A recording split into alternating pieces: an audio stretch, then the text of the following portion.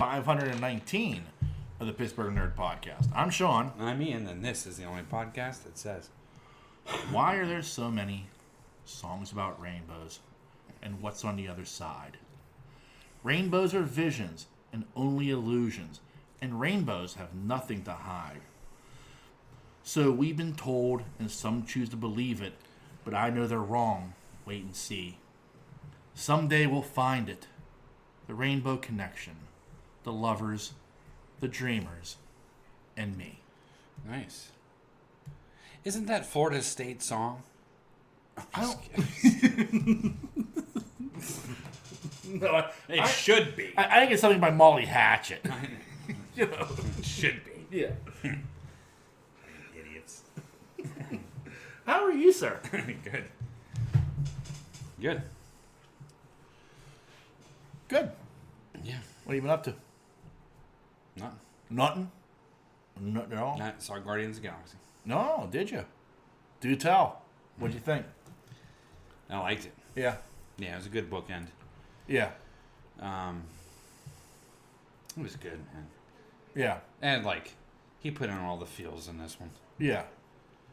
The feels that, and he tied up some things. Yeah. Do you know what I mean? Right. Yeah, it was pretty good. At least I liked it. Yeah. It was kind of horrific at points. You know? Yeah. It definitely had, not for very long, but it had somewhat of a horror element to it. Right.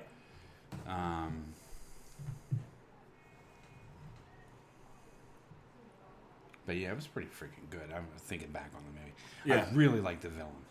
Yeah. And this wasn't a villain that you liked like Thanos. This is a villain that you absolutely hated. Yeah.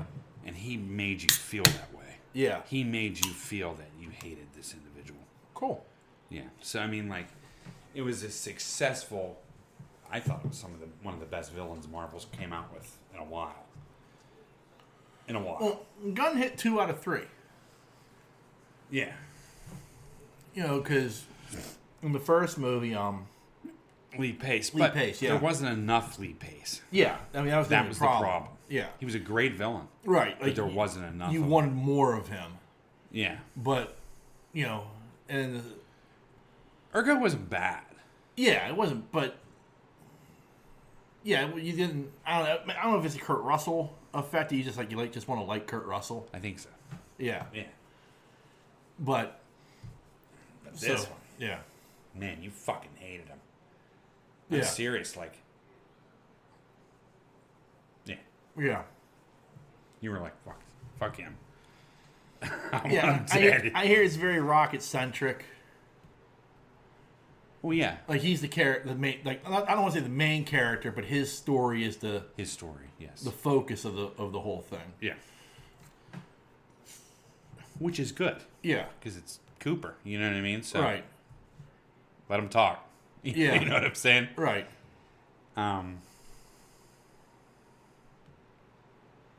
Yeah, there's a lot of Sally up moments in this. Yeah. And not just from, like, you would think... What am I trying to say? Like, there's moments in this where you know you're going to Sally up. Yeah. But he pulls out punches that you didn't see coming, Sally. Yeah. Yeah. Does that make sense? That makes sense. Like yeah. surprise Sallies. Right. Yeah, in a sense. Yeah. Which I was like, dang. So, Yeah. yeah. That's why I like this movie. And I liked the Kurt Russell story. You know? Yeah. I did. But I like this story better. Yeah. And I like this story of the first one as well. But that's mostly because you're adding characters in. Right. And that's what keeps the story going. Right. And kind of finding out who they are. Right. Does that make sense? Yeah. In this one, this is a story that's rocket centered. Yeah. And it's a story, it's a full story without any, I I'm going to say this. It's going to sound weird. Meddling from the Marvel universe. Right.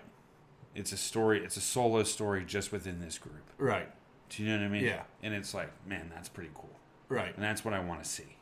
I don't, when you're building the franchise like they did with, Iron Man and Thor and all those movies, you build up this thing and there's steal scenes from end cut scenes and right that carried you on to the next movie, and this didn't have any of that. This was just, this is the movie. But it's connective tissue to itself because you have like Adam Warlock. Yeah, that's my only negative. Really? Adam Warlock? Didn't care for him. No. That's interesting. I don't like what Gunn did with the character. Okay. It's the only thing that I didn't like about it. Okay. That's something I'm actually looking forward to in this movie. Like, Yeah, what to look like that forward was to. the tease at the end of that second movie. And I'm like, oh shit, yeah, here we go. Adam Warlock's coming. Yeah. Yeah. It's definitely a different take. Okay. But it's not, yes, that was part of the tease. I was like, cool, Adam Warlock. But at the same point, that's not why I go see the movie. Right. No, I understand that, but that was one of those things. This movie's things. an excellent movie.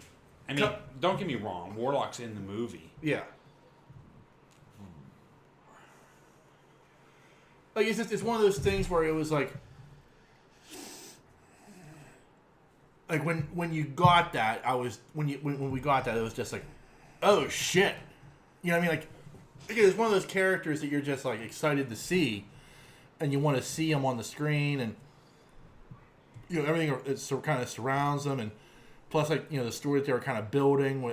I was very intrigued by that. That wasn't the main reason to see the story, right? But it was a reason I was excited for this movie. Yeah, and I think it's going to disappoint you. Okay.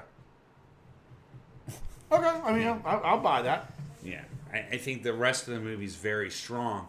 It's just what he chose to do with Warlock. Does that make sense? Does it feel kind of like he forgot? Like, oh shit, I gotta add this in. No, I don't. I didn't get that vibe. Okay. It's like we always feel It's that way hard to tell you without telling you the whole fucking. I'm not telling you the whole fucking movie. It's just right. It's hard to explain why you feel the way you feel. Because it seems like there's a major story here, but Adam Warlock isn't the major story. No. Not at all. Yeah. All I say is they took him out of the cocoon too early. Okay. That's the best way I can explain it. Okay. For memory serves, it's not what I remember Adam Warlock. Yeah. Yeah. It's more like Warlock, as memory serves, Warlock was almost like a Captain Marvel type character. Yeah. Not Captain Marvel. Yeah. Yes. As I recall, in the original, Infinity Gauntlet saga, Adam Warlock played a major role in defeating Thanos. Yes. No, I know. So that's why... You have to see it. Yeah. But the main reason they nerfed him is what you're saying. Yeah. And... Yeah. Anyway. But it's Gunn's take on him, and I get his take. Yeah. And I get where he was going with this, and it ties into the villain. Right. But I was shocked on how well written this story was within Rocket's, his past and this villain and what they're doing, and right. I get it. There was moments in there where how did they get away with this? Get away with it as being animal cruelty, right? And you know what I mean? Right. It's a fine line, right? When, at the end of the credits, there's no animals were hurt. I was like, thank God. Yeah, I know, Gunn's released a lot of the CGI testing that they did. Yeah. So I know that's all CGI stuff. Oh no, I know that. I'm just saying. Yeah. Right, I get what you're saying. Yeah. You're seeing images of animal cruelty. Right. So I think that was hard to take for some people. Like the girls didn't like that part. Right. But it feeds to the story. It Right. makes sense. This is what's going on. You know? Right. So, yeah, I liked it top to finish. I like the end cutscenes. Yeah,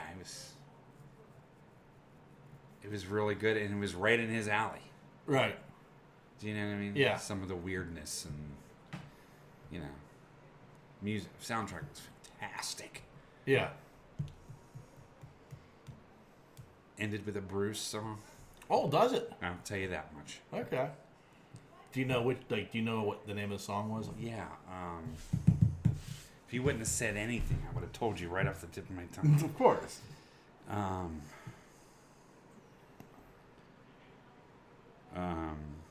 find it. But the soundtrack, I think was good. Yeah. Like really good. Right. Yeah, I just really loved it. I'm very intrigued to see, like, I mean, we've seen enough from James Gunn in the superhero genre between the Guardians movies. Badlands. Oh shit, that's a good song. Yeah. Well, every song in this movie is gonna Yeah. kind of surprise you. Yeah. Like I thought. I mean, it was as well as he does with music, but like every song that came on, it's like, see, it's kind of what he's known for, right? Right. So I mean, like, you kind of hinge on what's next. Well, I'm very intrigued to see. There's one part too where, I'm not going to tell you what song it is, but Yeah.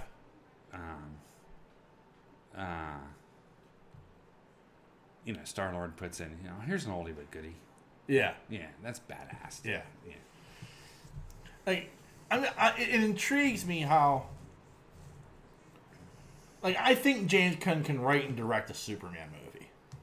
Okay, like, from everything I've seen from James Gunn, I have faith that he can do that, and he can tone himself down to do a Superman movie, because I think he truly loves the character and understands the character. At least I hope so. That's my hope. But what I'm intrigued by two things. Number one is, what is going to be the theme song of Superman? Yeah. Like, because you have to have that orchestral, and it has to be something that, like, catches you. Like, I mean, it's tough. Like, John Williams' Superman theme is iconic at this point. Mm-hmm. But damn near anything John Williams does is iconic. Yeah. I thought the main theme from Man of Steel was really, really good. I like that a lot. But the problem with that is it makes sense in that movie. It doesn't give you that I'm a Superman feel, but it makes sense for that movie, and especially the way it was used. Yeah. You know what I mean? But it's an amazing theme, and I love it. So I'm intrigued to see what that theme will be, like how he does that, but also how he uses his musical sensibilities in a Superman movie. Yeah.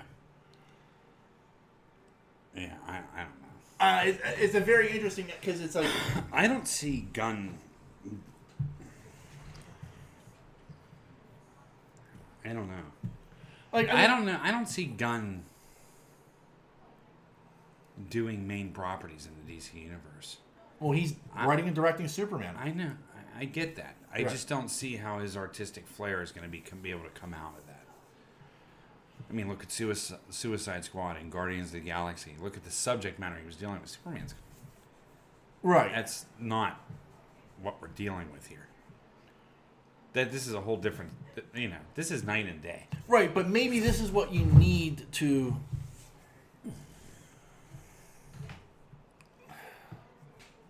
revive Superman in a way.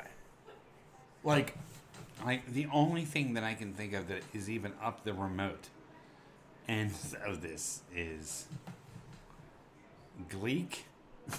You know what I mean? Yeah, no. But what I'm saying Right. is that's in his wheelhouse. Right. Don't get me wrong. You're right. Like, weird is in James Gunn's wheelhouse. There's no doubt about that. I mean, But- just look at the second Suicide Squad. Yeah. You know what I mean? Right. No, I get that. I mean, fucking Starro. I get that. Like, no other director, writer would, think about touching Starro. But, he's like, yeah, give me fucking Starro. Give me Ratcatcher. Give me Polka Dot Man. But there are other aspects to that, though, that are very... like, when flags, like,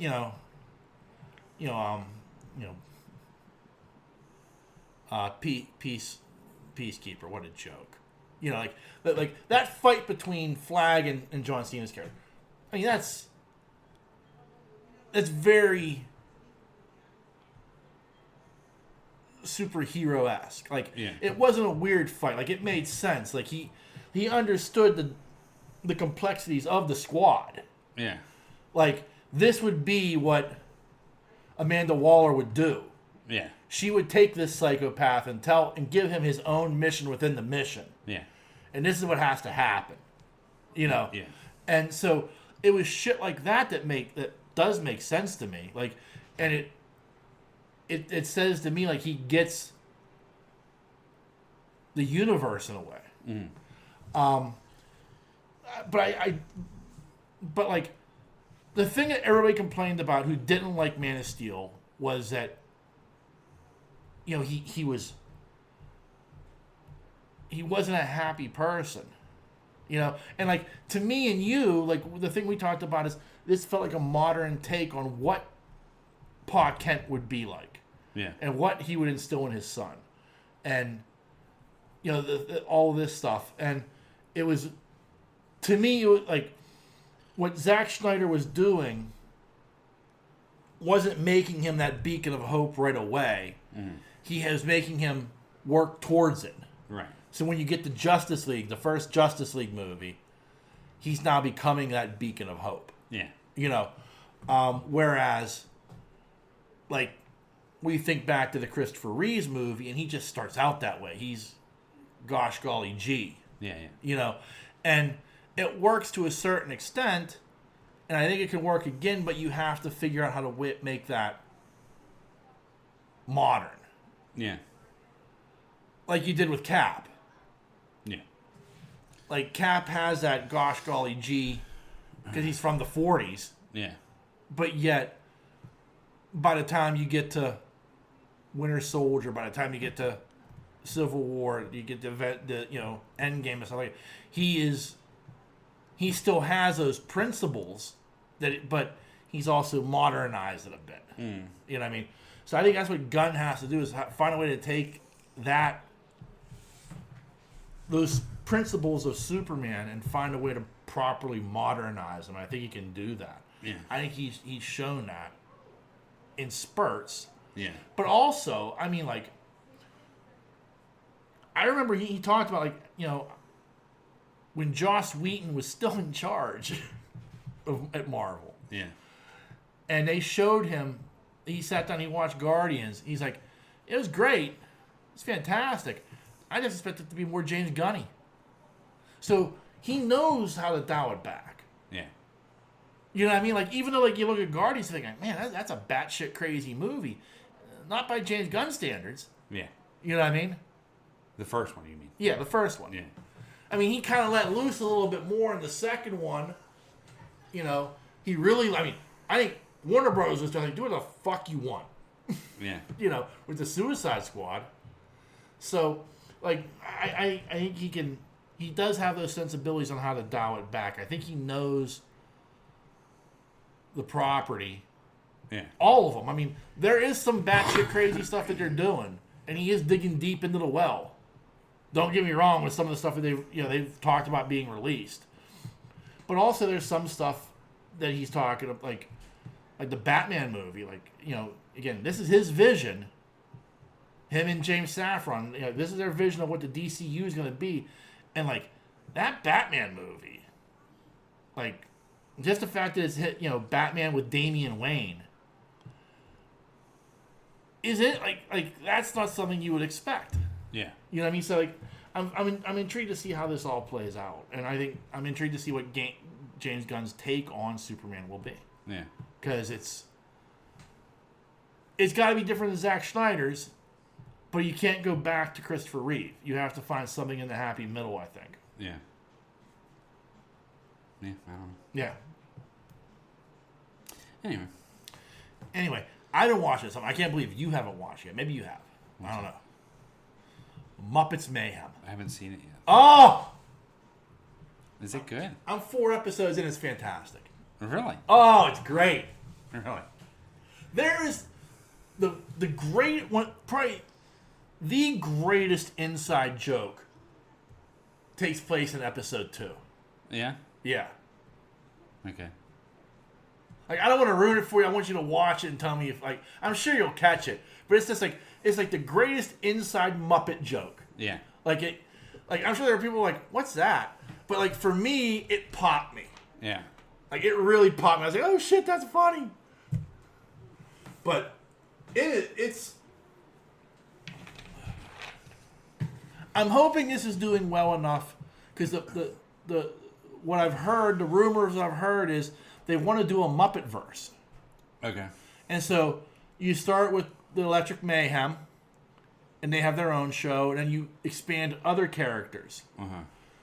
And that's exciting to me, because I think, like one, I think the Muppets have been relatively improperly used for a long time by Disney. Yeah. I mean, you had The Muppets, which was a great movie. You had Muppets Most Wanted, which was a very, very good movie. Yeah. You know, you had that show that was on ABC that I liked, but I get why a lot of people didn't. Yeah. It was too much like The Office, but it was with Muppets, which, you know, I'll watch damn near anything with Muppets. Yeah. You know, but this has been fun. It has a Muppet movie type of feel because all the cameos and stuff that they have, like every episode. I mean, Cheech and Chong fucking show up. Nice. You know, so I mean, it's stuff like that, and it's just, it's not the same old shit either, though. Like it's, like how Dr. Teeth and the Mayhem have appeared in every Muppet movie, Right. but the story's never been focused on them. It's always Kermit and Piggy and Gonzo and Fozzie, the big four, and which is fine. You know, it's like saying like Star Trek should be focusing on the ensign who takes Data's place when he goes to engineering. Yeah. No, there's the 7 main characters. That's all you get. Yeah. You know. And so it's the same with the Muppets. You got like the big four, and then like you like Rizzo and Pepe. You know, well, let's get a TV show, 8 episodes about Rizzo and Pepe. Oh yeah. You know what I mean? Like let's do a show with Sandy Eagle. Right. You know, like but the funny thing is like it's an infinite number of possibilities because of all these Muppets that are just kind of like background characters who are just kind of like, you know, they did some stuff on the Muppet Show, or you know they show up in the movies now and again. But overall, they're not primary players. Right. Well, now they get a chance to be a primary player in their own show. And that'd be fantastic, in my opinion. And so it's good? It's very good. Stories are good? I'm only 4 episodes in, but yes, it's fun. That's the main thing. It's fun. Yeah. You know what I mean? Like, I'm having fun watching. I'm laughing. You know, and it's sappy at times, because that's what the Muppets are. You know, it's the human character is very interesting-ish. You know, but the main thing is, you know, it's the mayhem. Yeah. You know, and how much fun they are getting a chance to be in the spotlight. Yeah. That's cool. Yeah. I'll check it out. Oh, absolutely, check it out. I mean, when you get to episode 2, like, you gotta tell me you catch the Yeah. It was tremendous. Like, I had to pause it because I was laughing. I was like, oh, I can't believe they popped that in there. Nice. Yeah. All right, I'll check it out. I actually forgot about it. Oh, I didn't. Like, this, and there is a documentary about Michael J. Fox on Apple TV I want to watch. Oh, really? And I'm afraid to watch it because I know I'm just going to end up a puddle of mess. Yeah. I watched that movie.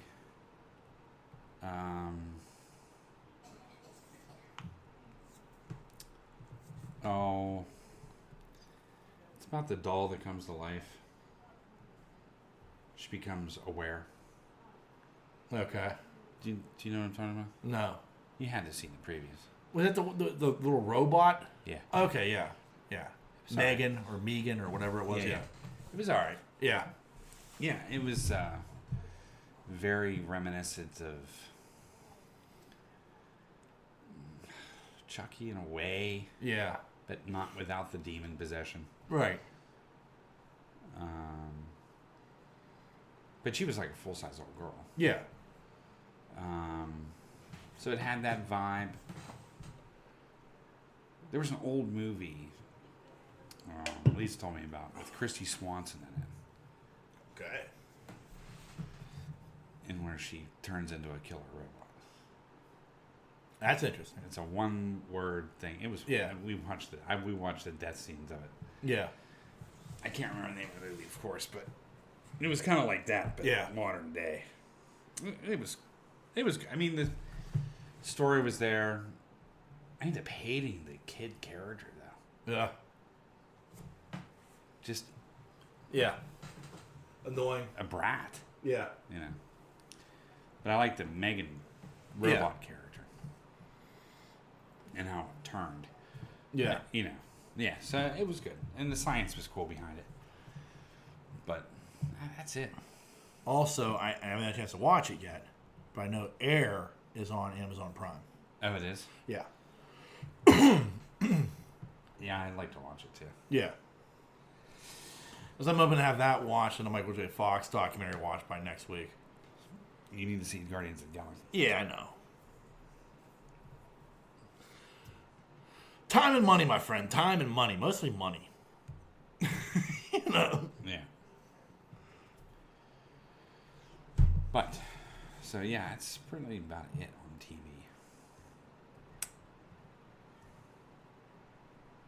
I think. Yeah.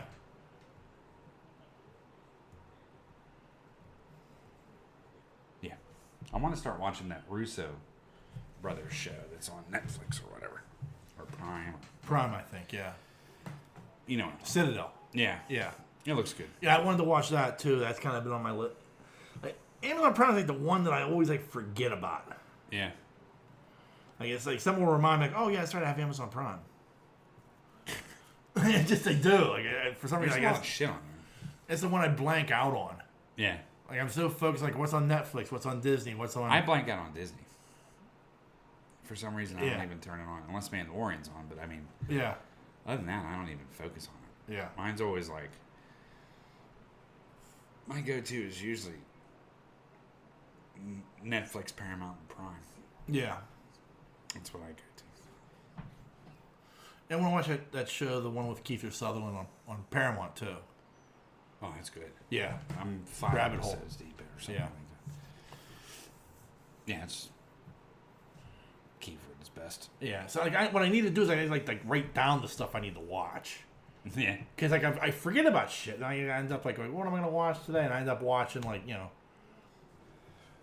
2-year-old videos from Hoovie's garage. Yeah. You know, like, why am I doing this? Watching something. All right. So I need to like start writing stuff down, like a notepad with shit. Like, oh, I need to watch this. I need to watch this.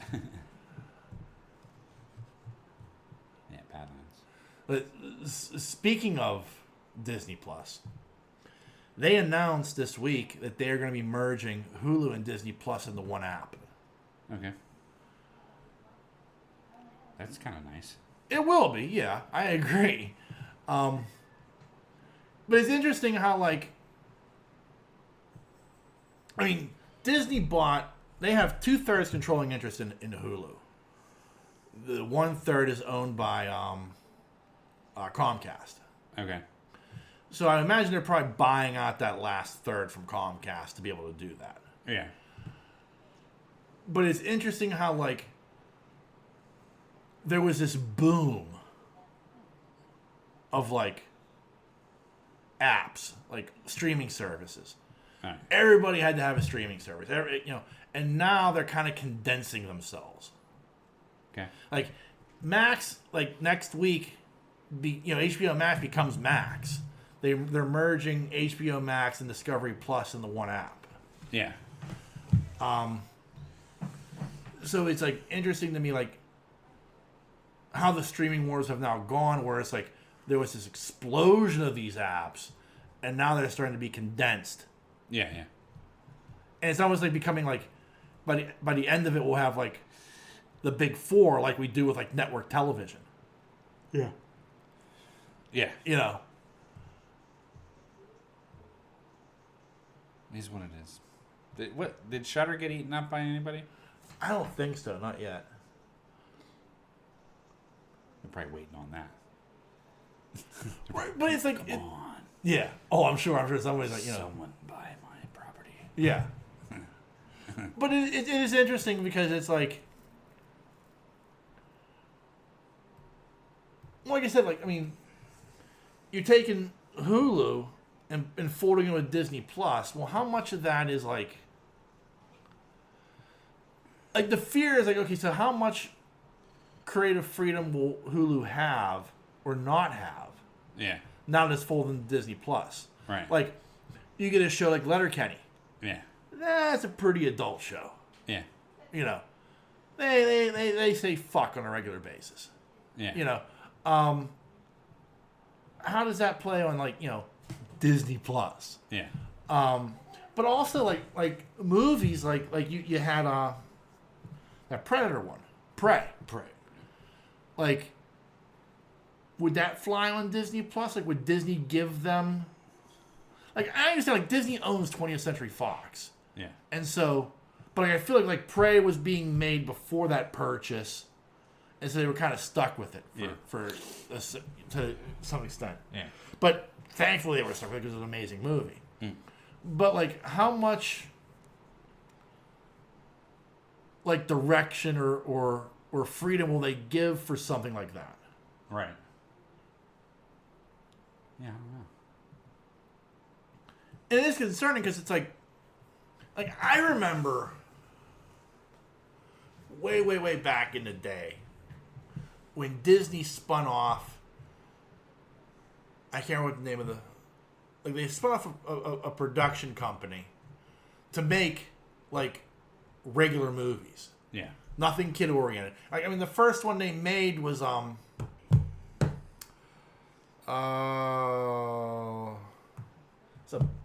Bette Midler and Danny DeVito in it. Money something? Yeah. It was something like that. I gotta look it up now.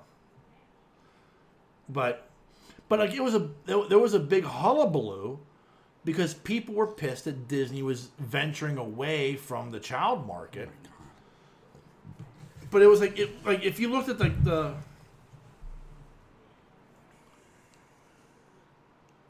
There was an F-bomb thrown in the Guardians. huh? Yeah, I heard it was the first F-bomb in One. yeah. I think it was Ruthless People. Yeah, that's right. Yeah. It's a good movie. It's a great movie. I think there was that one.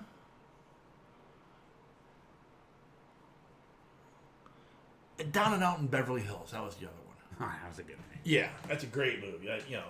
But they're very like it was like an R-rated movie. Yeah. And it was like Disney made an R-rated movie. Well, yeah, they financed one, but it's not under the Disney banner. Yeah.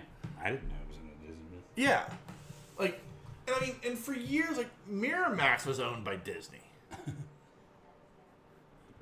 You know, I mean, so you're talking like Kevin Smith made Disney movies, technically. Right. You know, I mean, so it's like that odd thing of like. I don't even believe this is an issue. But I don't understand. I don't understand. But like the thing of it becomes though is like this was originally presented as a bring your kids to Disney Plus and watch all your Disney favorites. Sure. And now it's expanding beyond that. Right. You know what I mean? Like even like Warner Brothers, like this week Warner Brothers is going to be announcing that they've signed a new deal with AEW. Because AEW used to have YouTube shows. They had AEW Dark and AEW Dark Elevation. And these were two YouTube shows that was like where they had like lesser talent and let them perform. They shut those down because they've signed a new deal with Warner Bros. Discovery to have another show on TNT on Saturday nights and to stream on Max. Okay. It's like all their pay-per-views are now going to be streamable. Okay. Which is like fantastic to me because I don't have to spend $50 on an AEW pay-per-view. Yeah. But still, it's like this the thing of like I'm sure Warner Brothers is looking at Peacock and saying, well, that's what Peacock has to offer. You know, as a big draw for them. They talk about their numbers all the time with WWE. So let's see what we can do with our product. And like, apparently this is supposedly a big money deal. Yeah, that's cool. You know, but it's like, how does all of this?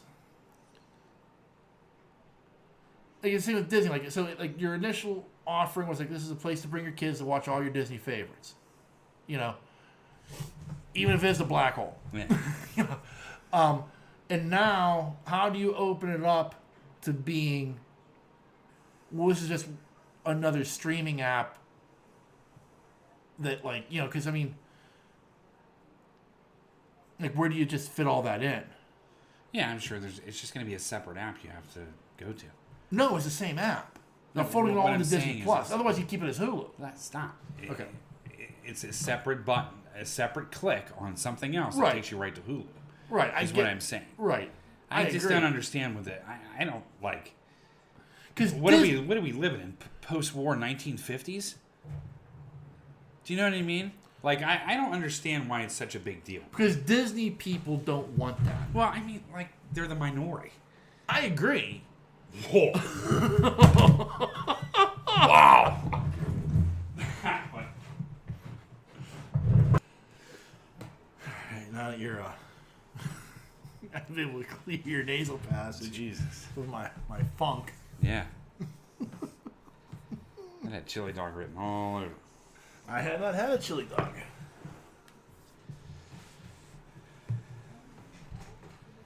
I don't know what I would have been. Like, I did have some onion rings on my way over here.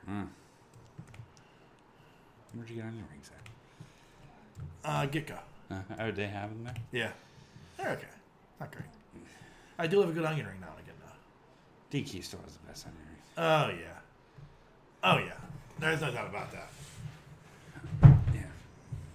Better than Burger King. I do like Eden Park's onion rings, though. Oh, really? Because they're breaded, not battered. Oh, really? Yeah. So it's a different feel and texture, but they're tasty. I like them a lot. Isn't that how DQs are? Maybe they're. It's been so long since I've had them. Yeah. But, you know, like Burger Kings are just battered. Most places you go to, they're just battered. Right. But the Eden Breaded. Parks are breaded. Yeah. Anyway, yeah.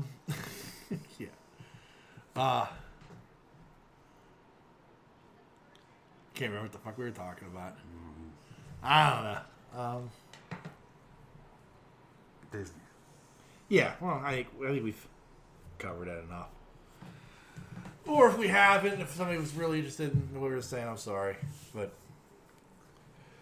look up the article.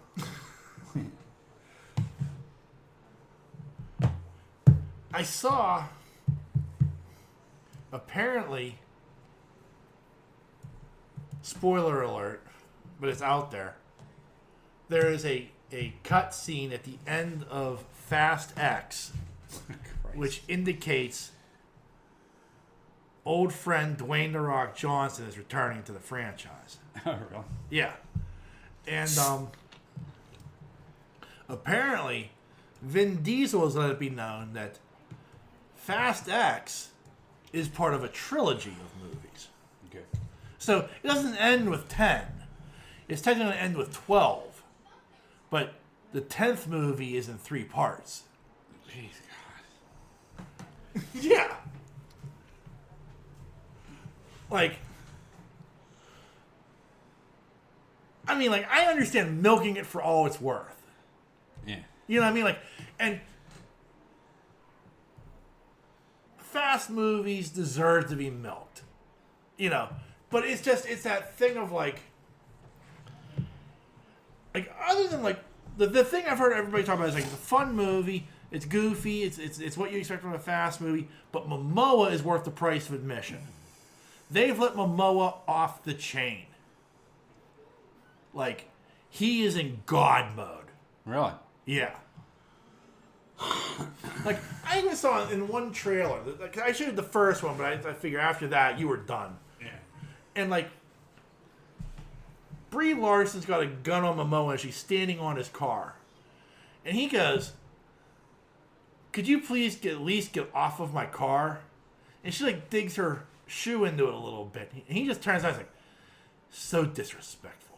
Like, and the way he does it is, like, so Momoa-esque. Like, and like he looks like he's just gone completely, like, as like, this chewing scenery. Like almost like Laurence Olivier in Clash of the Titans. Yeah. Like, Olivier was just off the chain, just being ridiculous. Yeah. You know, and it works in that movie so well. And it looks like that's exactly what he's done. He has tried very, very hard to create a con-level villain that apparently has to last for three movies. You know? Yeah. And like, the thing I've seen like anybody talk about is like, yeah, it's a fun movie, and you know, and it gets ridiculous and goofy like you expect with a fast movie, but Momoa is worth the price of admission. That's cool. Yeah. It's funny. Momoa. I just can't believe like I heard it was like, yeah, it's part 1 of 2, and I'm like, okay, what, I get it, but part 1 of 3, that's just ridiculous. They're milking that. Oh, I get it. Like, get every drop you can. Yeah. But I mean, like, but the funny thing is, like, it's a franchise that like you could take that, like, you could retire Vin and everybody else, and you could create a whole new generation of of these characters. You know what I mean? Mm. Like, the franchise, like, that's the thing I was like, even so, if Vin Diesel, you know, I think he owns part of it at this point. I know he like executive produces. Like, he's the driving force behind this. Yeah. So, like, my thinking is, like, stay the driving force behind it, but, like, let other people take over. Like, you know, Yeah. like, you're in your 40s at this point. You know. It's time to step aside. I was shocked that I forgot, like, you know, The Rock's 51. I forgot he's, like, the same age as me. Yeah. I don't know why. I thought he was like early 40s. No, he's like 51. I did watch a tremendous podcast with him. He did a podcast. It's called The Pivot. Uh-huh. And it's Ryan Clark, Channing Crowder, and Fred Taylor. And like I've watched a few of them. Like, I watched the one they did with Kenny Pickett. I watched the one they did with Mike Tomlin, and I've watched a couple others where they like. I think they did one with Shaq that I watched, and you know, like a couple other like big time athletes, and like, you know, The Rock doesn't do shit like this. You know, like, he like a podcast is something I've never seen him do, and but apparently he's like, I respect what you guys do. You know, I've watched a few of these, and you know, sitting down. And, I mean, it's Ryan Clark, Fred Taylor, and Channing Crowder. You know, I don't blame them. Yeah. You know, it was interesting to listen to him kind of speak. Like, you almost see him kind of like drop his defenses a little bit and kind of get really personal. Uh-huh. I don't know how much of that is. Like, I always feel like he is the most guarded person as far as like what his public perception is. Mm-hmm. Like, and they don't ask him anything about like, you know, tell us about your fuck up at DC. Yeah. You know, they keep it upbeat and stuff like that. But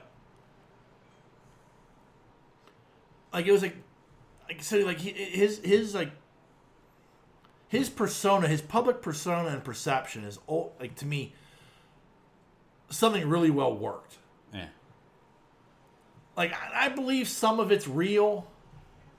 Maybe the majority of it's real. Uh-huh. But like there's got to be something to him too that's like, you know, he can't be this amazing of a person. Like this just doesn't exist. Right. You know. But at the same time, there's a part of me that's like, man, I hope this is real. Yeah. Like, I hope this guy really is this guy. Yeah. You know. And it was interesting to kind of hear him like talk about like even today, like he's like, I've got to make money. Yeah.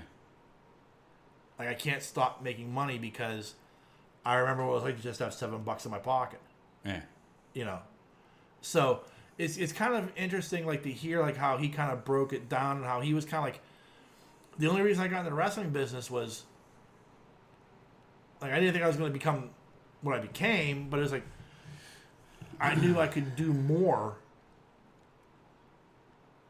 You know what I mean? Like it was interesting. Like it was just interesting to hear like him kind of like break down what drives him. Uh-huh. I mean, let's face facts. Like he's got his finger in a lot of pies. Yeah. You know what I mean? Yeah. And it's like, I guess this is like, is there a thing to see like, what drives somebody to be that? Right. You know, because I mean, it's like, cause I see other people, and they're successful, but they don't like do what he's doing. Like, you know, let's buy a football league. That's, you know, create a production company. Let's do this. Like, there's a lot of shit The Rock does that you're just like, wow, that's when do you have time to sleep? You know, because you go 24/7. He does. He's doing a lot of things. Yeah. Been a lot of movies too. Yeah. But that's what I mean. Like, I mean, you know, he did that TV show on HBO for a while. That was like 4 seasons. You know, he just all the stuff he does. It's like, right. How do you find time? He does. Like people, like I just like even like a guy like Tony Khan, who I hate to bring up wrestling again, but like Tony Khan, he runs AEW. Mm. He is in charge of analytics with the Jacksonville Jaguars, and he also has like some sort of like position with I can't remember the name of the soccer team that they own, but they own a soccer team as well, like a Premier League soccer team that like he has a major position with as well. How the fuck freaking time do you find time to sleep? Do all that. Yeah. Yes. Like that's a lot on your fucking plate. Right. Assistance. I don't know. Like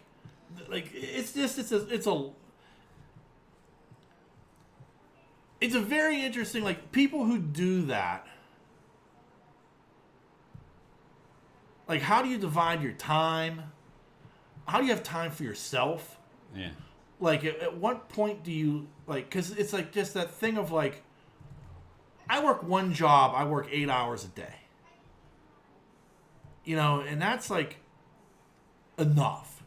Yeah. Like, how do you like spend like, how do you sit there and say, well, I got to spend these 3 hours on AEW, and then I've got to go over here.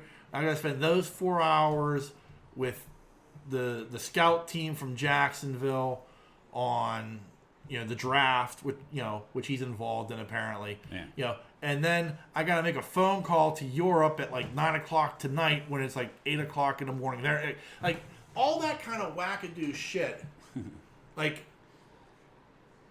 is just a very odd, like, how does somebody function like that? Right. And it's impressive to me and it's scary to me. Because it's like, am I not doing enough? Right. Am I lazy? Well, look at Ryan Reynolds. Oh yeah. How does he do all the shit that he does? I have no idea. None. I mean, he's running major companies. He's the owner of a Welsh soccer team. Like how They won their championship. Yeah, like got promoted out of like the doldrums of European soccer, like, and it's like this whole thing. Like how do you manage your day, your week? Like how do you have to look at things?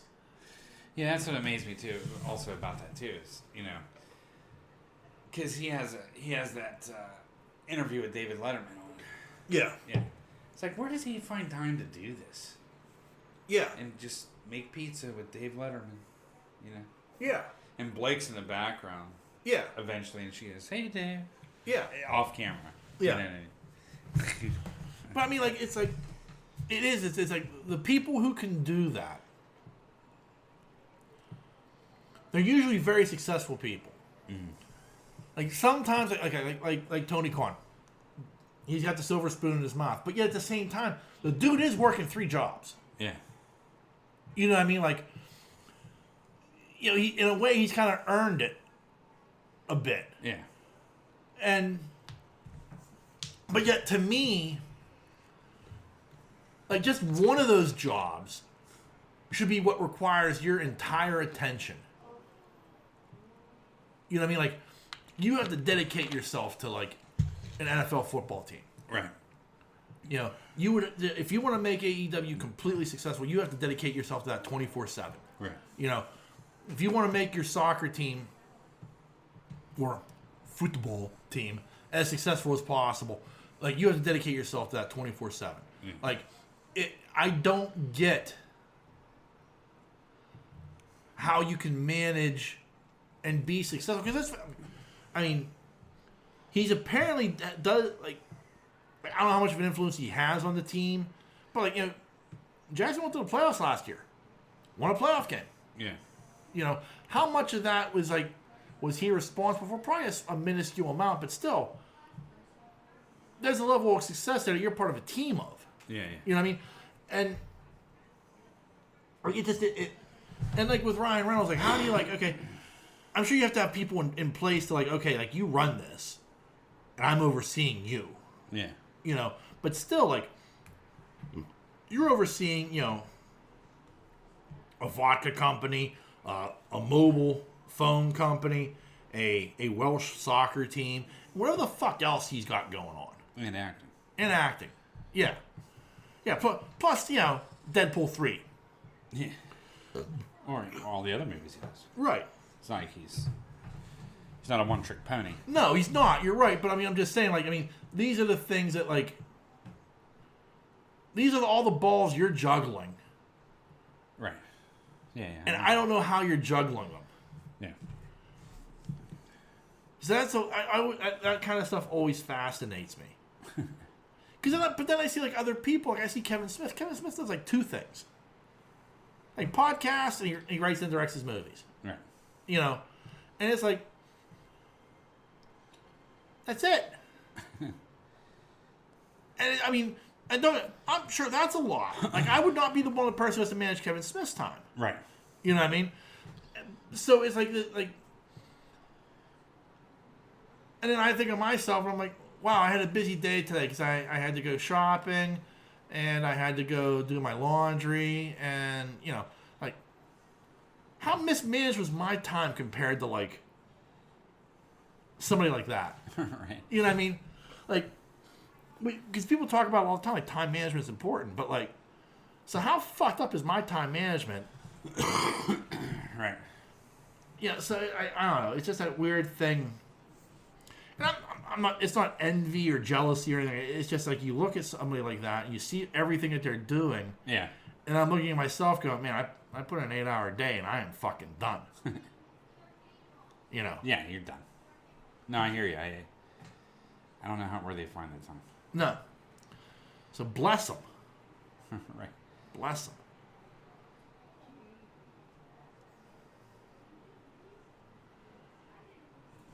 I'm just looking at who the Steelers picked up. Oh yeah. Just undrafted free. Oh yeah. Fullback, another receiver, special teams guy. It's going to be interesting. I said, with the schedule getting released this week, I'm like, I hate like how the NFL is now, because it's like any game can be flexed anywhere now. Right. Like, you can play more than one Thursday night game now. They changed that rule. I hate that rule. Right. You can, you can get flexed into Sunday or Monday, I believe, now. And it's just like this weird thing of like, I mean, I remember when schedules meant something. Right. Let me get my old man shaking his fist at the clouds again.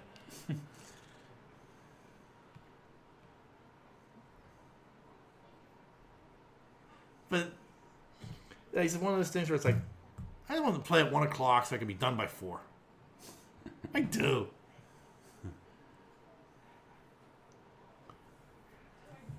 I hear you. It's a weird thing. Because there's some people like, oh, I love when they play Sunday night. That means I can watch 2 other games before them. I'm like, do I really want to watch, the Browns and the Bengals at 1 o'clock? Right. I don't. I don't. I mean, like, I hate that. Like, but it's like it's that thing of like it never fails. It's like, because we live in this market, so like the 1 o'clock game, if the Steelers aren't on the 1 o'clock game, it's either Cincinnati, Cleveland, or Baltimore. Yeah. Yeah. Meanwhile, I want to watch the Chiefs and the Giants, but I'm not going to pony up the money for, Sunday ticket on YouTube now. Right. So I'm stuck, if I want to watch football at 1 o'clock, I'm stuck watching one of those turds. Great Gatsby's Ghost. It better be tame. I hope so. Oh, it is not. You are evil. It is not. It hasn't. Nothing's hit me yet.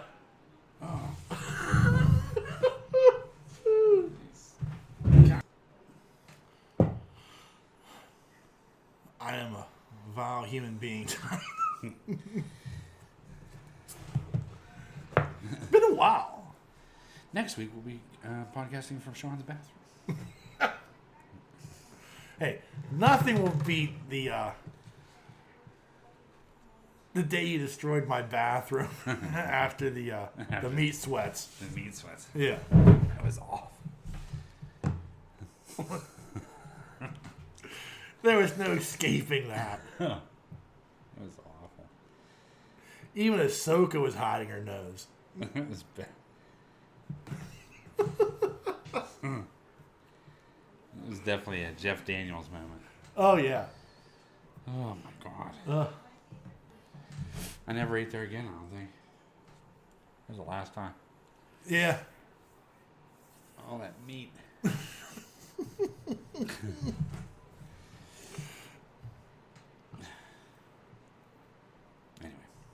Anyway. This is a completely discombobulated episode. Yeah. It's fine. Well, there's not a whole lot going on right now. There isn't. Like, there really isn't. There's not much in the way of news. Like, everything's kind of like, May is kind of like become like this kickoff of like the summer. Like, Guardians is like the kickoff of the summer movie season. Yeah. So no, you're right. There really isn't much going on right now, which is from a news standpoint kind of sucks. But Right.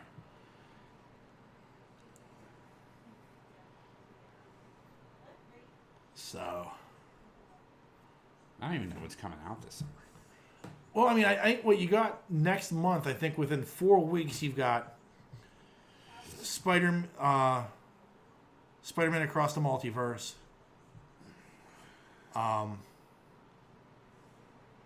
Transformers, The Flash, Transformers. and then Indiana Jones. Like four straight weeks of nothing but bangers coming out. Right. So June's like a brutal month if you're like, want to go see movies. I'm looking forward to that Transformers movie. I am too. Like I really am. Like I'm very intrigued to see how they do this.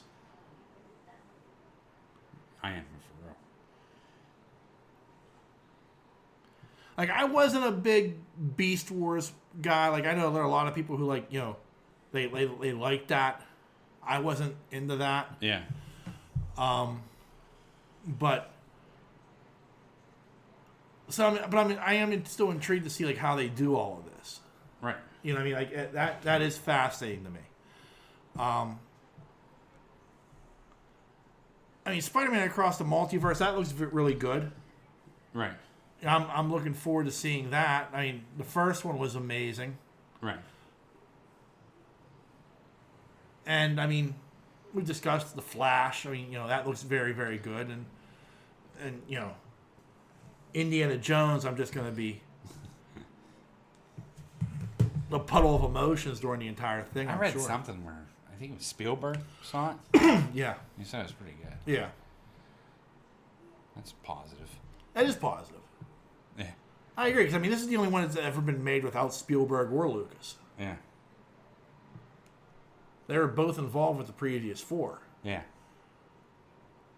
So, Maybe Harrison Ford had a little more to say in this. well, he apparently had a lot to say in the last one. Yeah. I don't know Yeah. what he was thinking. But like, I'm just kind of hoping. I just want him to go off. Like the great thing about the third Indiana Jones movie was like they rode off in the sunset. And you thought, wow, what a great finale. Yeah. And then you get Crystal Skull, and it's not that great of a finale. So I'm hoping this is the finale Indy deserves. Yeah. Hopefully. Hopefully, because I mean, the character deserves like that final send off of like, Yeah. you know what I mean? Think they're gonna kill him? No, I don't think you can do that. Like I don't because I don't want that. Yeah. I just I want Indy to be Indy. Yeah. You know what I mean? Like I don't know. Like it's like it's that odd thing of like you feel like the end, so you just got to kill off the character. Well, no, not necessarily. But it's given the ending he deserves. Yeah. Like that one last great adventure, Yeah. and then he Bows out. passes the hat to somebody else. But I don't even want it to continue. Like that's not necessary. Like I'm not saying like somebody else takes over the role or somebody else like we continue in that genre, but somebody else is not wearing a hat or something. Right. I just want it to like end, and Indy goes into retirement the way he's meant to. Right. You know what I mean? Yeah. He can look back on his life and it's like these are my adventures, these are my tales. Like it finishes him like writing a book. Yeah.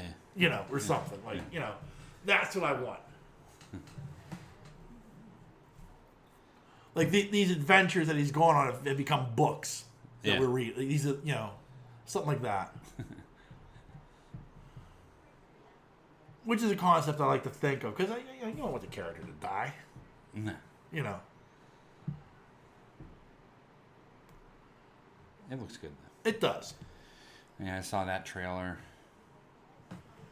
I saw the Marvel's trailer. That looks fun. Yeah, it didn't look bad at all. No. That was pretty cool. Yeah. So I'm very intrigued by it. especially after having watched Miss Marvel. Yeah.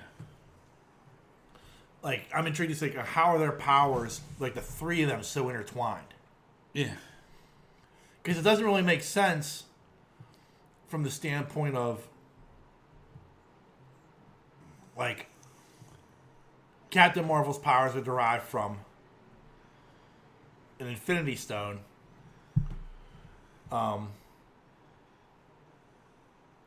Rambo's powers, hers come from Wanda somehow. Yeah.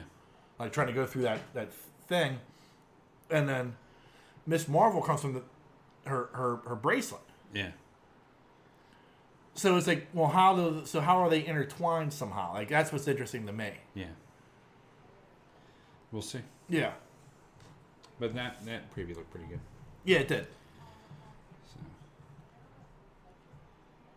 So anyway, yeah, that was it for trailers. I'm looking forward to Secret Invasion. Yeah. Like that looks really interesting to me. Yeah. Like that comes out I think in June. Uh-huh. The final season of Jack Ryan comes out in June. Okay. And there's something else coming out in June, and I was like, yeah, well, wow, that's must see TV. Yeah. I can't remember. But yes, I mean, there's a couple of things I'm not just movie wise, but like also like TV wise. I'm kind of like, ooh, okay, that looks good. Yeah. Can't wait to see that. I can't remember when Ahsoka comes out. I want to say it's later in the year, maybe August or September. All right, it doesn't. I think. That'll be good. Yeah. I mean, obviously, I'm really looking forward to that based upon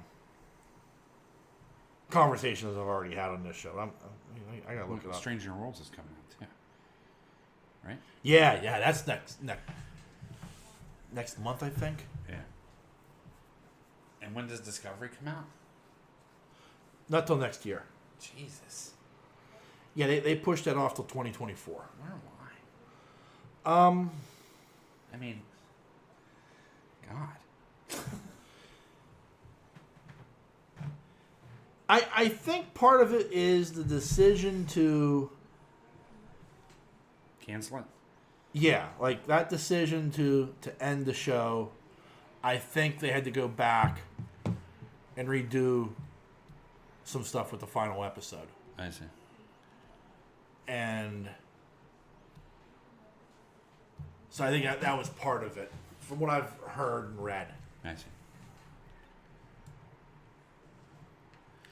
Yeah, but I'm looking forward to Stranger Worlds. Oh, yeah. Yeah, that is... Like, I'm hoping it gets a longer season. Yeah. Like, I can't remember, I think it was 8 episodes last time, and that just wasn't enough. Yeah, it wasn't. Like, I was just getting my palate wetted. Yeah. So, like, I'm hoping they go, like, 10, 12 episodes. Yeah. Because it's a weird thing to say, but that show is just so much fun. Yeah. It's a good show. Yeah, real good show. Yeah.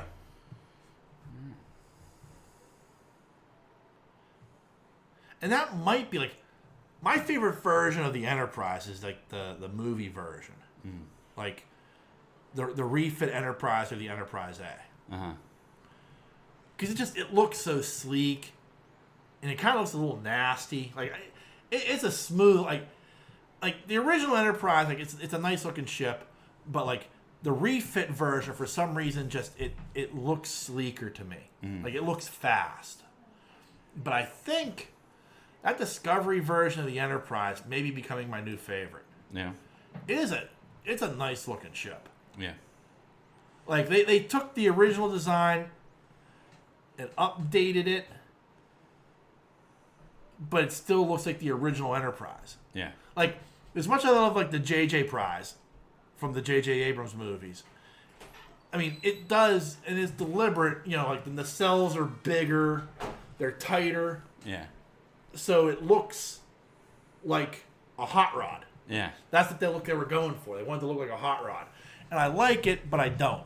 Okay. But there's something about like the Discovery version of Enterprise. I do like the way she looks. Mm. Like she's creeping up on the refit.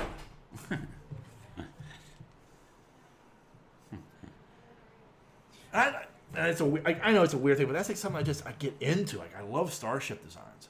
Yeah. Yeah. Like I mean, my favorite's still the Falcon.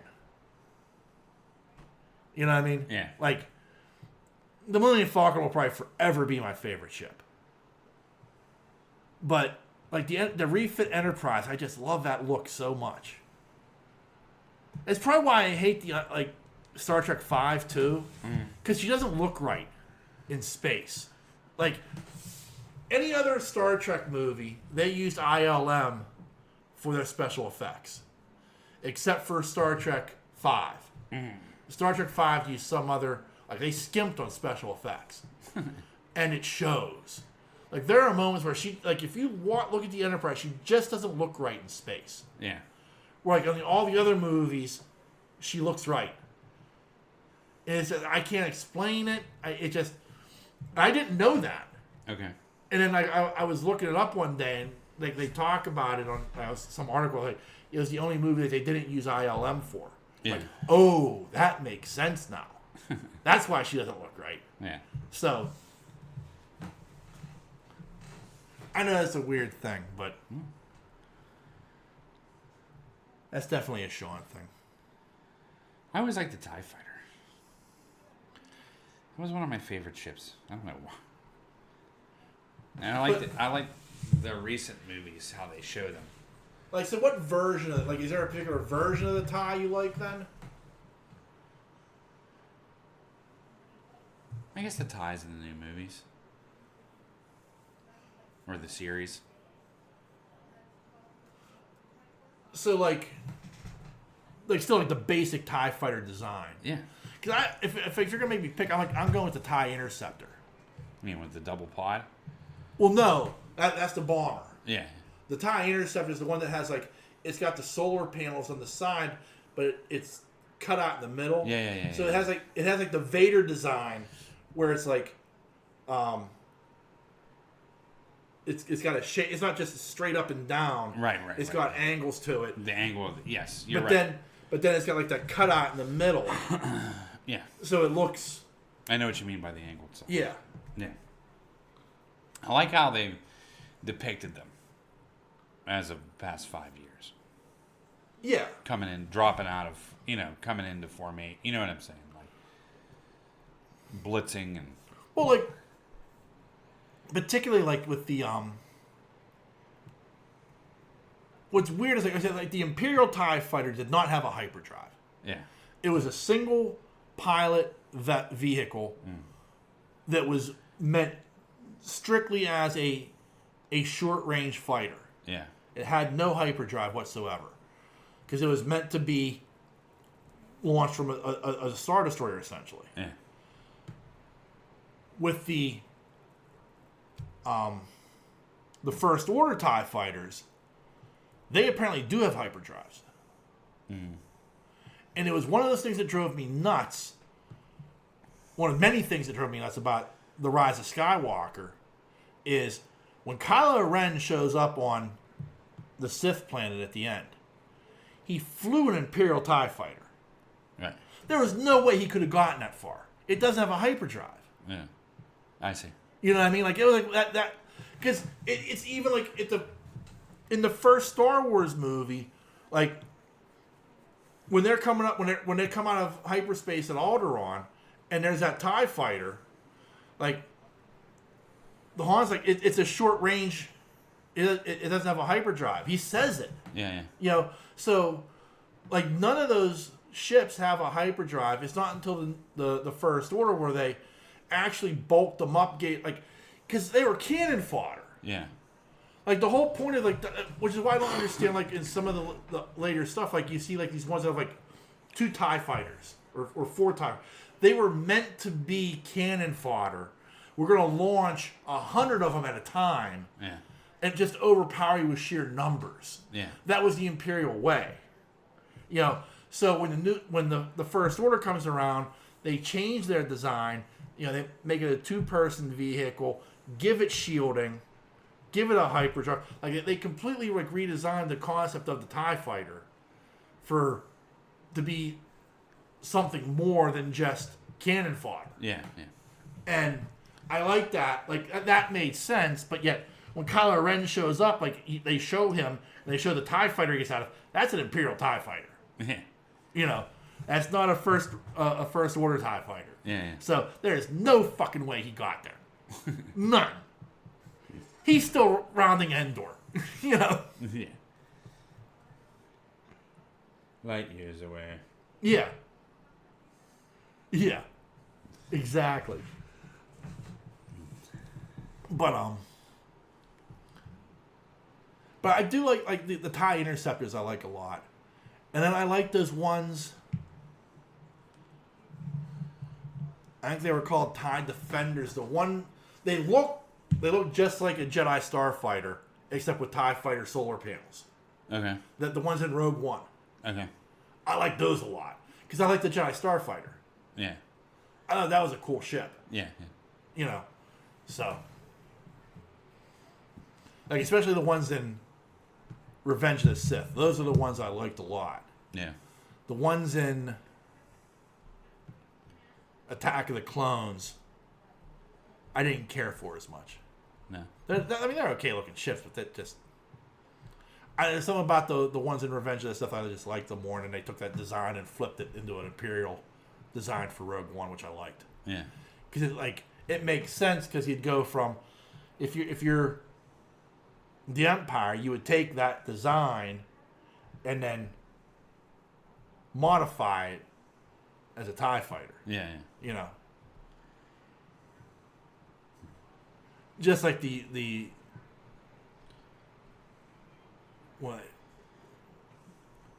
clones, the ships that they flew were like the genesis of like the X-wing fighter, because they had the foils that open, but it wasn't like they had like 6 wings instead of 4, so it wasn't a true X-wing. Yeah.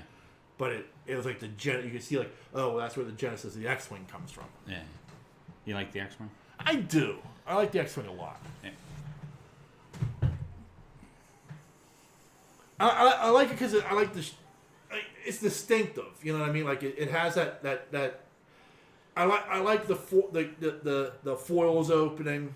Like if you want to go faster, you close them. Yeah. But now we're in battle, so I'm going to open them up so I have a wider spread for my cannons. Like it's stuff like that like makes tactical sense. Mm-hmm. But weirdly, I don't like them as much as I like Vipers in Battlestar Galactica. Okay. I think Vipers are like one of the coolest ships. Yeah? Yeah. Like, I love the design of the Galactica. Love it. But like, for like starfighters, I love the Viper.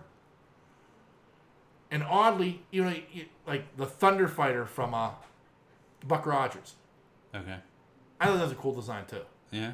I'd love to have like a nice model of like a Thunderfighter. Yeah. Yeah. That's cool. What about the last Starfighter? Well, I mean, that's in a class all by herself. That's pretty bulky. It is, but like, you look at it and it serves like you have to look at it from like a standpoint of like, okay, it's kind of bulky. It's a big ass ship, but it serves its purpose, and it's a very interesting design because like you would need to have all that weaponry. Yeah. Like it's designed to destroy. Well, not just to destroy. Like I mean, like Death Blossom's awesome. Like that's like one of the coolest things you'll ever see in a movie, the Death Blossom. But the other part of that though is like the ship. Like I like the science behind the Death Blossom. Yeah. Do you know what I mean? Oh yeah. I like the fact that it, especially when it opens up. Yeah. And you're like, ooh, shit, and then it just targets everything. Yeah. Within the radius of this, right? How they showed it, and I was like, man, that's ingenious. Yeah. I mean, that's a really cool concept. Right. But like the starfighters are like meant to be like the police force of the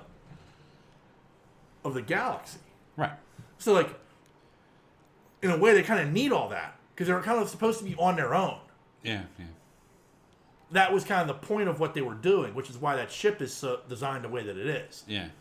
So, like, there is a reason for the design deep down. I'd love to see a modern day Starfighter movie. Oh. We never will. I know. With today's technology, what they can do with that. Oh. Be amazing. Sick. It would. Explore that universe a little bit. Yeah. I think that's what drives me nuts more than anything about, like, the fact that that was a standalone movie. Is like, man, the possibility. And I know you probably didn't think that way that much back then. Yeah. But, like, a Starfighter universe. Oh, yeah. Like, the possibilities you could have had with something like that are, like, endless. Yeah. Could have been Trekish. Yeah, very much so. Yeah. It's a shame. It is. This last Starfighter was really cool. The concept was really good. I mean, it's the same thing. You sit there and you say, like, man, it's a shame we never got Buckaroo Banzai 2. Yeah.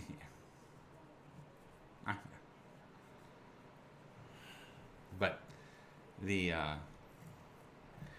spaceship designs have been pretty cool over the years, I have to say. I like the seeing different spaceships from different times. Yeah. You know what I mean? Yeah. Like Battle Beyond the Stars. Oh, yeah. But there's a couple cool ships in there. There are. What was that? George C. Scott had a really cool ship. George C. Scott had a really cool And the ship. Valkyrie had a really good ship. Yeah, she did. Yeah. But then they took George Papard's and just said, hey, let's throw this fucking Oscar the Grouch garbage can up in the air and Yeah. see where this goes. Let's just kit bash this. Oh, that was awful. His was terrible. It was. Oh. But it was kind of meant to be. Like, he was like a space trucker. I know, but Yeah. the same point. Yeah. I get what you're saying. George Papard deserves better. Yeah, that movie deserves better. I was just I remember watching it as a kid, just being so fucking sad. Yeah. Because everybody went. I mean, I know Seventh Samurai. I get it. Yeah. But still, at the same point, you're like, Yeah, as an 8-year-old, I didn't know it was based on the Seventh Samurai. no. You know. I just went to this movie and everybody died. Wasn't there a Martian one too? Like an orb or something? Yeah. They died too. Everybody died. I think 4 of them died. 4 of the 7. Is it? Yeah. John Boy survived. Can't remember exactly. Valkyrie died. Yeah. George C. Scott died. George Papard plays the same role as the guy from Death Wish. Charles Bronson. Charles Bronson. Charles Bronson's in the Magnificent Seven. Yeah. And he plays the same role, essentially, because, like, Charles Bronson's the one that the kids are like, well, when you die, we'll bring flowers to your grave every day. Yeah. And, like, at the end of the Magnificent Seven, it's like you see the kids bring flowers to his grave. Yeah. So, like, George Papard kind of plays that same role.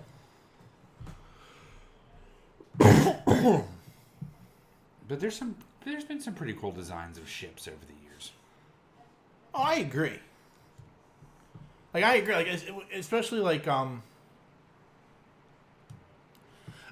just like how the TIEs have their own sound. Yeah. Like, the X-Wings don't, like, they fire up. Right. And you get the blue. You know what I mean? Like, They especially do. when they're in formation and the wing. Like, They do have a sound, but it's a much more subtle sound than the X-Wing scream. yeah, that scream is just iconic. Yeah. Yeah. Oh, yeah. It's so badass. It is. And you throw in some lasers. Yeah. Or whatever you want to call it. Yeah. Just so good. Yeah. That was a really cool concept, back then when they did it. It's funny how those little things make the ship. You know what I mean? Right. Like the Bird of Prey. Yeah. Number one, cool fucking name for a ship. Right. Yeah. I mean, come on now. Yeah. You know what I mean? Right. But the fact that the music accompanies it usually.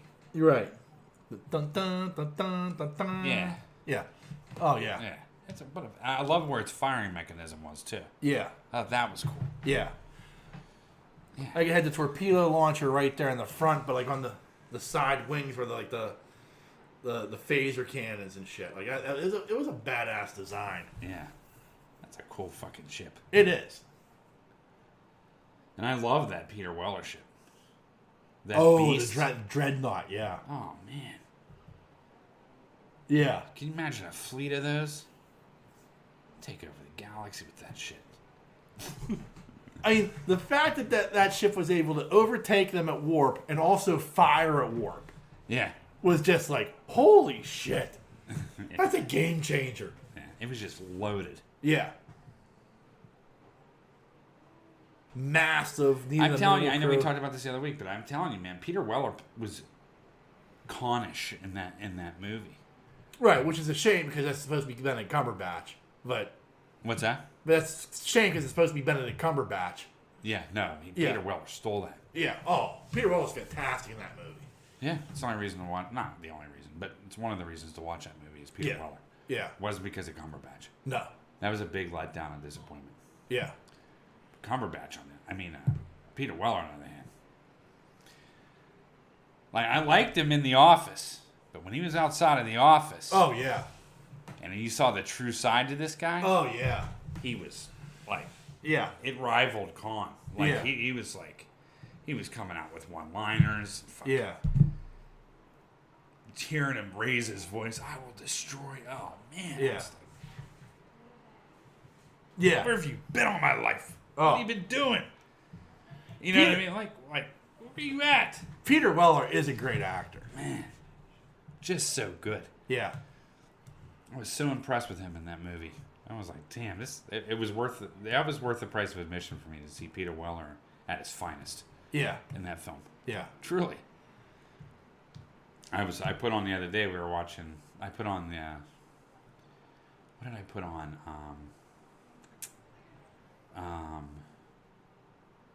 The first Star Trek.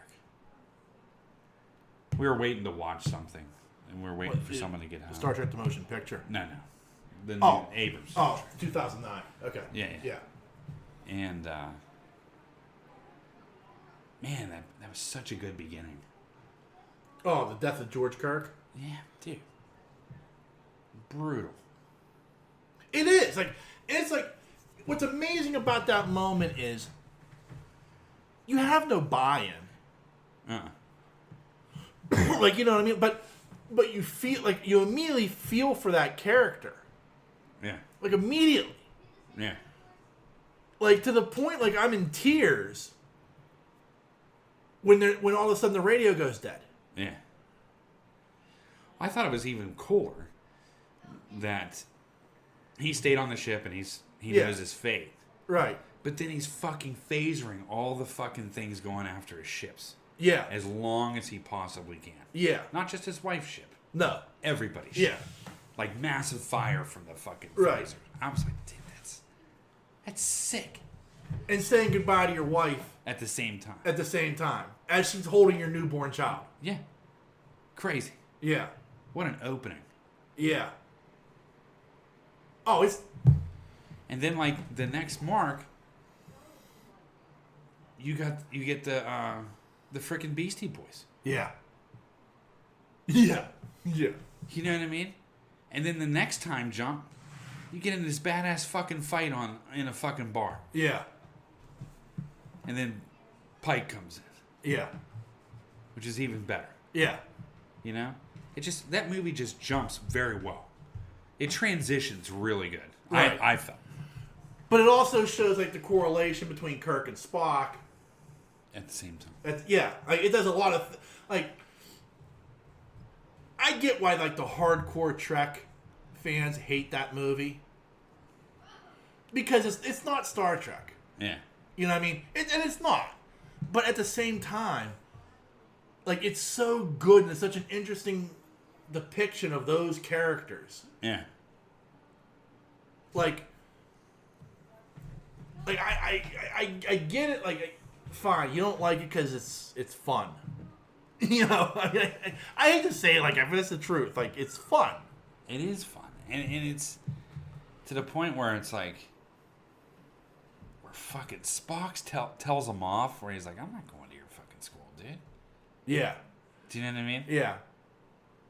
Yeah, like the most polite, go fuck yourself. Ever. Yeah. Yeah. Ever. Yeah. Yeah. He did a really good Spock. Spock was the most impressive in the Khan movie with Cumberbatch. Oh, yeah. Him and Peter Weller. Well, like, To see the the violent side of the Vulcan come out. But to see the Human juxtaposition, taking the Wrath of Khan ending and flipping it so that it's Kirk that's made the sacrifice, Yeah. and this is Spock's reaction. Yeah. Crazy, right? It is. Love that. I love that angry side. Yeah. That it's like internal. Like, I know it's human. Right. But at the same point, this is something from Vulcan past as well. Yeah. You know what I mean? Like, Right. It's in there. They've buried it, Right.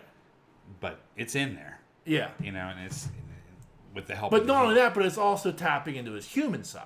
That's what I mean. Yeah. But what I'm saying, I think it was a combination of the Right. But I mean, the fact that Uhura knew, like, I've got to get down there because we need him alive, and Spock is going to kill him. Yeah. He was. Yeah. And they knew it. Yeah. And him just beating the fuck out of him. Yeah. And it shows you the power of Spock, too. Right. The strength. Right. Because Khan's Yeah. almost superhumanish himself. Right. So, I mean, like, that was so good. But, yeah, I like the introduction of Bones, too. I don't think they utilized Bones. I don't think Abrams utilized Bones the way they should have, though. He needed a little bit more. I think he was probably... In the first one, they did a lot. Yeah, in the first one and the third one. Yeah. The second one, he was The kind of... second one, the unforgivable sin is ever wasting Carl Urban. Yeah, ever. Like, anytime you waste Carl Urban, that to me is the ultimate sin. Yeah. And you definitely wasted him in that second movie. Yeah. Because he was that good. Yeah. I mean, he was. Yeah. And getting him on that ship, on the Enterprise, was good. Yeah. Everything about that was good. Shook everything but my bones. Love that line. I know. I love that line. It's such a great line. It is. Thus, Yeah. but the introduction of Sulu. Man, that was good. Some good shit. There was. There was a lot of... I mean, that... There's a lot to like in those movies. Like, even like as bad as Star Trek Into Darkness is, because it has its faults. There's more to love about that movie than there is to really hate. All right. Like, I even love... There's that moment where, like, Sulu sends that message to Khan. Oh, After- yeah. And Bones is like, remind me to never play poker with you. Yeah. You know? Yeah. Oh, shit. That was badass. Yeah. Yeah, it was just good. Yeah. Here's a question for you. Which Spock do you prefer? I'm taking Nimoy out of the equation because he is Spock. But Zachary Quinto or the guy on the Discovery and Strange New Worlds? That's tough.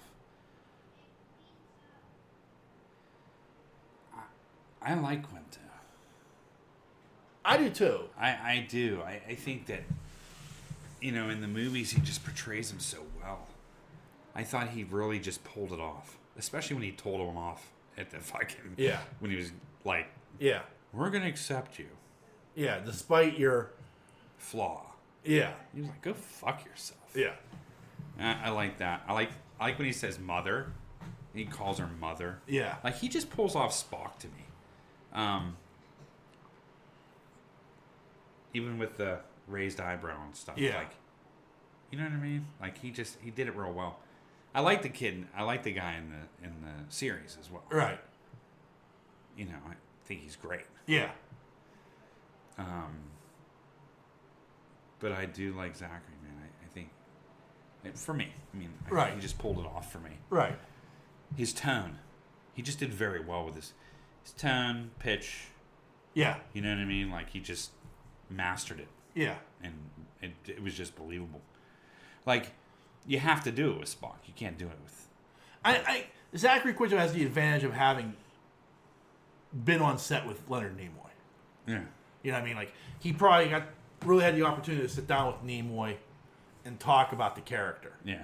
Where the guy playing him on Strange New Worlds didn't have that opportunity. Right. So he's just going with like the reference bill. But I feel like they're playing two different versions of that character. Yeah. And as much as I like Quinto, I think I like the guy on Strange New Worlds more. Okay.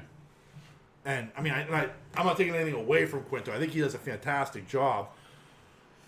But I also think he does a fantastic job of trying to play Leonard Nimoy and not playing Spock. Yeah. Like, does that make sense? Yeah. Yeah. Where I think the other guy's like taking that character that we know and really kind of exploring it more, Yeah. which I like. Yeah. You know, it's funny when in the, you know, with the Khan references too. You know, Spock literally beating the shit out of him on top. Yeah.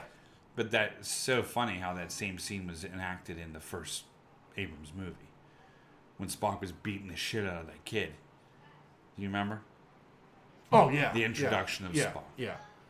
In the learning pod. Correct. Yeah. And he was literally the same position as he was on Khan. Yeah. Just giving him hell. Yeah. You know?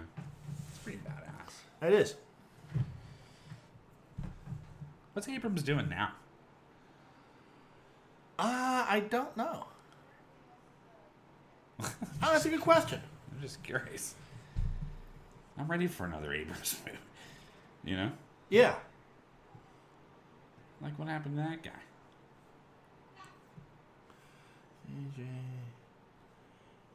J.J. Abrams, what are you doing?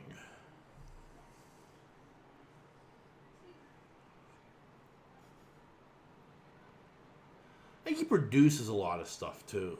Yeah. Like the Cloverfield stuff. I heard they're supposedly doing another Cloverfield movie. Writer. I want to see what you're doing as a director.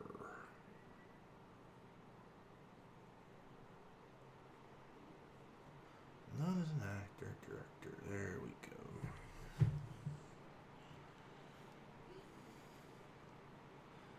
So he's got 3 movies in development.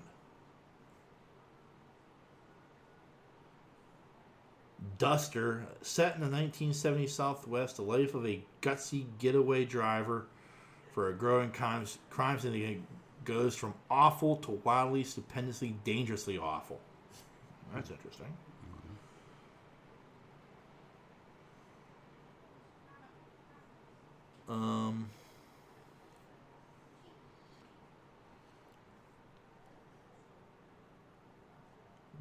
Demi-Monde. The world battles against monstrous, oppressive forces. Okay. Yeah. I'm in. And the stops along the way. It has nothing. So. Nothing on the way. The movie movie or show is called The Stops Along the Way, but there's no information on it. It's just in production. Or in development, I should say.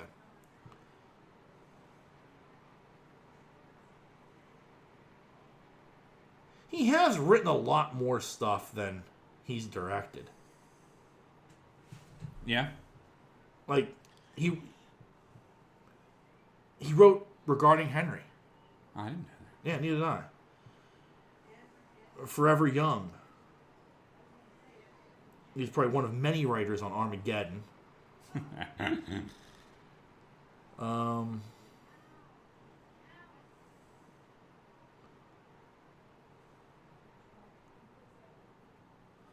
he's had 4 projects as a writer. Yeah, it's an untitled Cloverfield sequel. Apparently, he is writing. Oh, really? Yeah.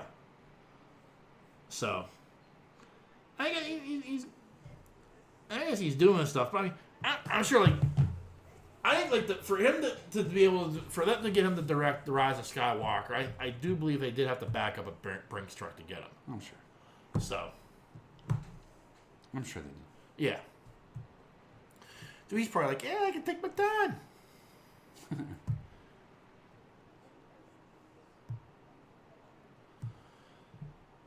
All right. Well, anything you'd like to add to the proceedings there, sir? No, I'm good, man. All right. Well, remember, there are a number of different ways you can reach out and touch us. You can send us an email. An email address is pittsburghnerd@yahoo.com. You can also find us on Facebook, Twitter, or Mastodon. Just search Pittsburgh Nerd Podcast. We're very, very easy to find. And we are on a number of podcasting networks. You can find us on the Tangent Bound Network, the Weeby Geeks Network, and the Pod Breed Network. Just give them a Google search and you can find all the other great podcasts they have to offer. And lastly, as always, I want to thank you, dear listener, for checking us out each and every week. Be a friend, tell a friend. We can't thank you enough for your support. Mm-hmm. And so then on that note, the dreamer has awakened. Peace.